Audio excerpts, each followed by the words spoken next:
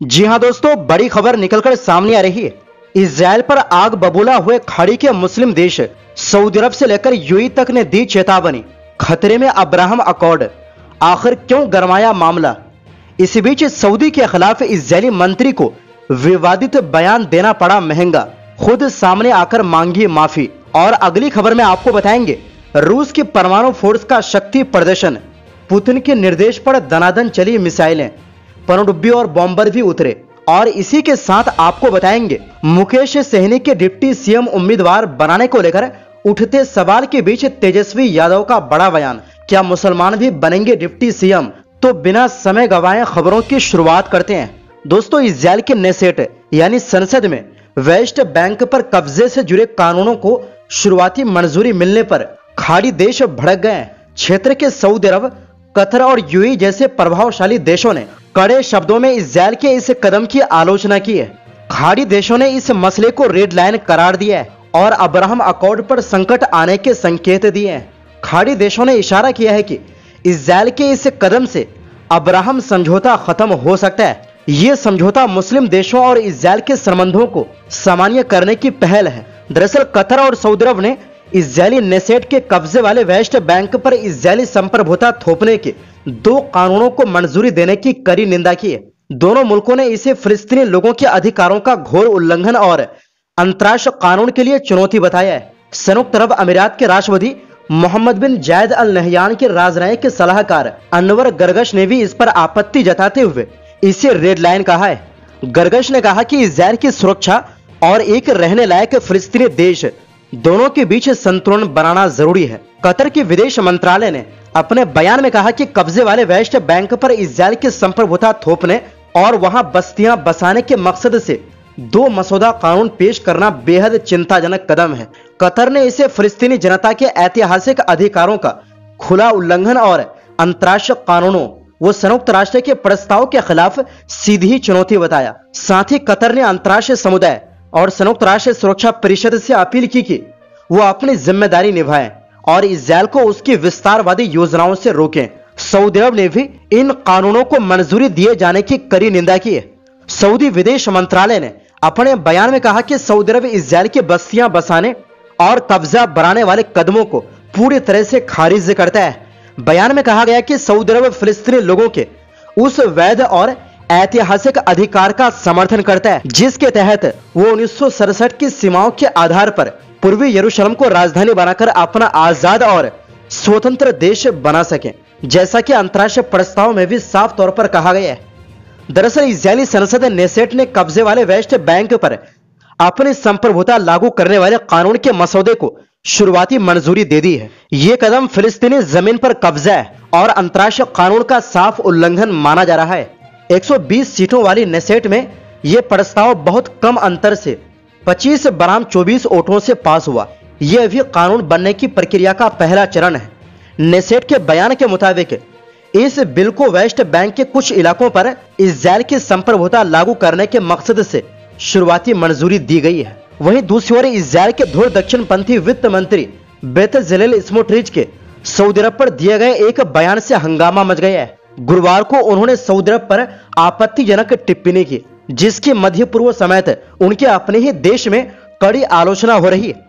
विवाद बढ़ता देख इजरायली वित्त मंत्री को माफी मांगनी पड़ी है, लेकिन उन्होंने माफी मांगने में भी अकड़ दिखाई है। स्मोट्रिच ने सोशल मीडिया प्लेटफॉर्म एक्स पर जारी एक वीडियो बयान में कहा कि उन्हें अपने कहे पर अफसोस है। उन्होंने कहा, सऊदी अरब के बारे में दिया गया मेरा बयान दुर्भाग्यपूर्ण था और अगर मेरे बयान से किसी को ठेस पहुंची है तो मुझे खेद है। इजरायली मंत्री बेतजालेल स्मोट्रिच ने कहा, जैसे मैं सऊदी नागरिकों को आहत नहीं करना चाहता वैसे ही मैं उनसे भी उम्मीद करता हूं कि वो हमें अपमानित ना करे। जो कोई इस बात को नकारता है कि यहूदिया और सामरिया यानी वेस्ट बैंक में हमारे ऐतिहासिक संबंध है, वो हमें अपमानित करता है। उन्होंने विवादित बयान भी दिया।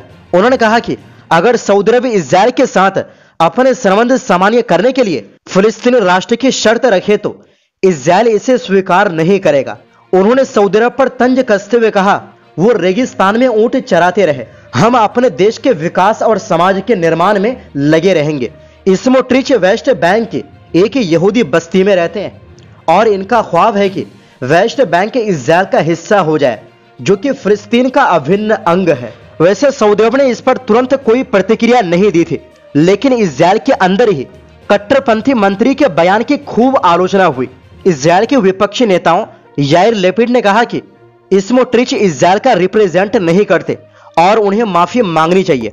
वहीं ब्लू एंड व्हाइट पार्टी के प्रमुख बेनी गैंट्स ने इसे अकल की कमी और वरिष्ठ मंत्री के तौर पर जिम्मेदारी की कमी बताया। वहीं दूसरी ओर दोस्तों, रूस ने एक बड़ा परमाणु अभ्यास किया है, जिसमें इंटरकॉन्टिनेंटल बैलिस्टिक मिसाइल ICBM और क्रूज मिसाइलों का सफल परीक्षण हुआ। रूसी रक्षा मंत्रालय ने बताया कि यह अभ्यास देश की परमाणु ताकत की तैयारी को जांचने के लिए किया गया था। इसका वीडियो भी जारी किया गया है, जिसमें मिसाइलों के छोड़े जाने के दृश्य दिख रहे हैं। राष्ट्रपति व्लादिमीर पुतिन ने खुद इस अभ्यास को मंजूरी दी और पूरी प्रक्रिया को देखा। क्रेमलिन ने बताया कि सभी परीक्षण सफल रहे। यह अभ्यास ऐसे समय में हुआ है जब पुतिन की अमेरिका के राष्ट्रपति डोनाल्ड ट्रंप के साथ होने वाली बैठक टल गई है। वहीं दूसरी तरफ नाटो भी अपने सैन्य अभ्यासों के जरिए अपनी ताकत दिखा रहा है, जिसका जवाब रूस ने इस शक्ति प्रदर्शन के रूप में दिया है। इस अभ्यास में रूस ने अपनी तीनों सेनाओं जमीन, समुद्र और हवा की भागीदारी कराई। जमीन से यार्स ICBM मिसाइल छोड़ी गई। बैरेंट्स सागर में एक परमाणु पनडुब्बी से सिनेवा बैलिस्टिक मिसाइल दागी गई और आसमान से Tu-95 बॉम्बर्स विमानों से लंबी दूरी की क्रूज मिसाइलें छोड़ी गई। रूस नियमित रूप से ऐसे अभ्यास करता है ताकि अपने परमाणु क्षमता और तैयारी की जांच की जा सके। इसके जरिए वो दुनिया को यह भी याद दिलाता है कि उसके पास दुनिया के सबसे बड़े परमाणु हथियारों का भंडार है। यह अभ्यास नाटो के हाल की परमाणु ड्रिल का जवाब भी माना जा रहा है।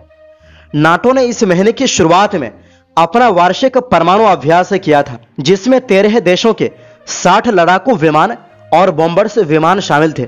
रूसी सेना के जनरल स्टाफ प्रमुख वालेरी गेरासिमो ने वीडियो लिंक के जरिए राष्ट्रपति पुतिन को बताया कि इस अभ्यास का उद्देश्य परमाणु हथियारों के इस्तेमाल की अनुमति देने की प्रक्रिया का अभ्यास करना था। पुतिन ने कहा कि यह अभ्यास पहले से तय योजना के तहत किए गए थे। हालांकि ये ठीक उसी समय हुए जब ट्रंप के साथ उनकी बुडापेस्ट में होने वाली बैठक अचानक रद्द कर दी गई। वहीं दूसरी ओर दोस्तों, RJD नेता और बिहार में महागठबंधन की ओर से CM पद के चेहरा तेजस्वी यादव ने बताया है कि अगर उनके गठबंधन की सरकार बनती है तो राज्य में मुकेश सहनी के साथ और डिप्टी CM होंगे। हालांकि इनके बारे में तेजस्वी यादव ने कोई और जानकारी नहीं दी। तेजस्वी यादव चुनाव के ऐलान के बाद पहला चुनाव प्रचार करने सहरसा पहुंचे थे। यहां उन्होंने ANI से कहा कि बिहार की जनता बदलाव चाहती है, वो मौजूदा सरकार से गुस्से में और भी डिप्टी CM होंगे। इसके बारे में अगले कुछ दिनों के अंदर बता दिया जाएगा। दरअसल गुरुवार को पटना में महागठबंधन के घटक दलों की प्रेस कॉन्फ्रेंस में ये घोषणा की गई थी कि अगर महागठबंधन की जीत होती है तो तेजस्वी यादव मुख्यमंत्री और विकासशील इंसान पार्टी यानी VIP के संस्थापक मुकेश सहनी उप मुख्यमंत्री होंगे। इसके अगले ही दिन तेजस्वी यादव और मुकेश सहनी सहरसा में चुनावी रैली संबोधित करने पहुंचे। यहां मंच से तेजस्वी यादव ने कहा, मुकेश जी उप मुख्यमंत्री बनेंगे, अति पिछड़ों की आवाज को बुलंद करेंगे। आने वाले समय में और भी समाज और धर्म के लोगों को उप मुख्यमंत्री का दायित्व देने का काम हम लोग करेंगे, वो भी आप लोगों को अगले कुछ दिनों के अंदर बता दिया जाएगा। दोस्तों, जैसे ही कांग्रेस ने मुकेश सहनी को डिप्टी CM उम्मीदवार बनाया, सोशल मीडिया पर सवाल उठने लगे कि आखिर मुसलमानों को क्या मिलेगा। नीतीश कुमार की पार्टी जनता दल यूनाइटेड ने भी सवाल किया कि मुसलमान सिर्फ वोट बैंक है। भाजपा से डर दिखाकर तेजस्वी यादव सिर्फ मुसलमानों को वोट बैंक बनाए रखना चाहते हैं। लोग पूछ रहे हैं कि अगर 2% वाले समुदाय को डिप्टी CM मिल सकता है तो 18 से 19% आबादी वाले मुसलमानों को क्या मिलेगा।